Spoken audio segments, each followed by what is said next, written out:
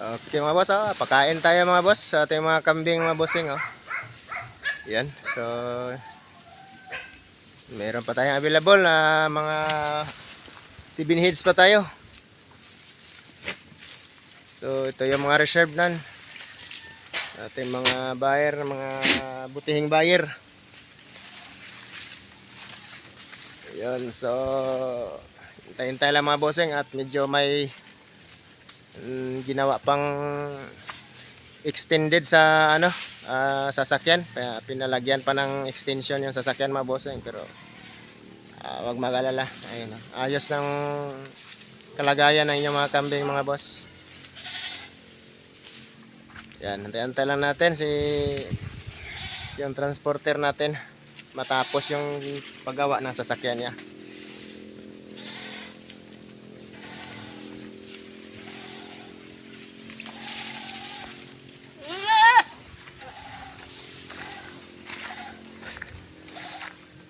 Okay, dito. Yan.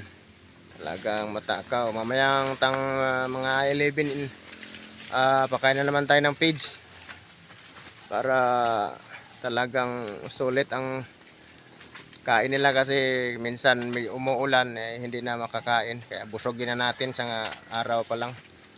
Pagkahapon umuulan, hindi na maayos kumain, kaya banatan natin ng kumpay sa umaga hanggang maghapon.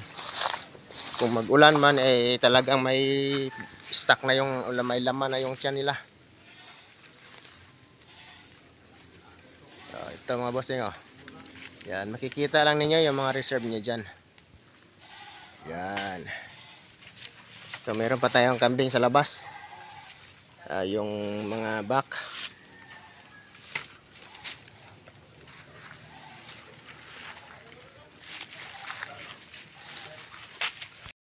Yan, so talagang mga damo-damo yung binigay natin mga bossing, hindi yung mga dahon-dahon ng Jimelina. Wala muna tayo ngayon kasi medyo nagsawa, kaya kumuha tayo ng mga damo.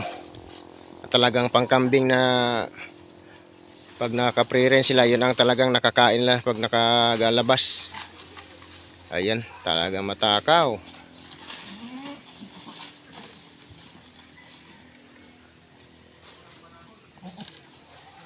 Yun.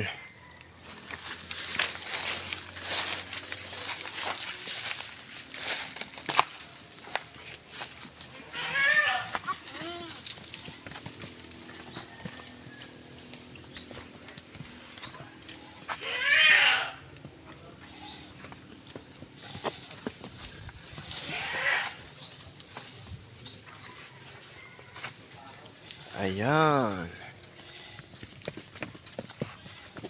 Yung mga maliliit nating reserve. Ayan mga boss.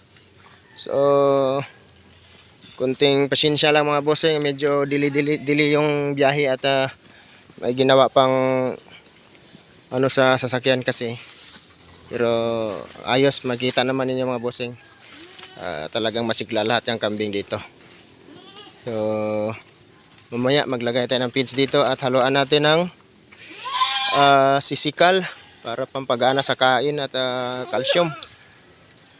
Para sa biyahe naman ay medyo may pang survive sila, dahil talagang nakakapagod yung biyahe pag sa truck. Yan yung mga red bower natin,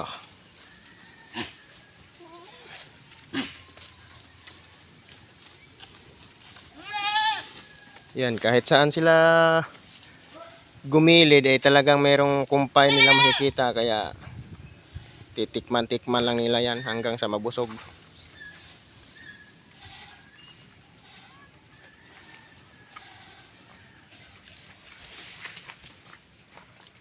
Dito bilis na busog ng ito mga bossing, tag ito, sold out na ito. Yung ganitong size natin mga bossing, tag 2.8 lang ay. Laki, tag 2.8. Kasama na yan shipping.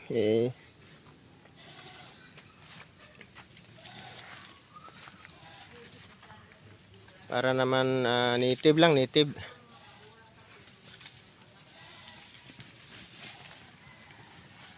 Yan, ating dumalaga snow.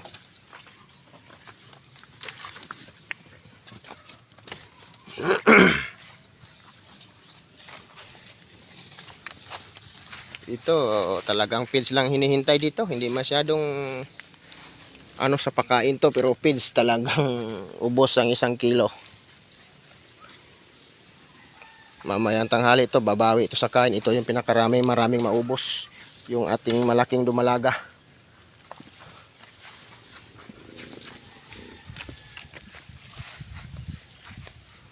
Tsaka ito, dumalaga, talagang malakas din.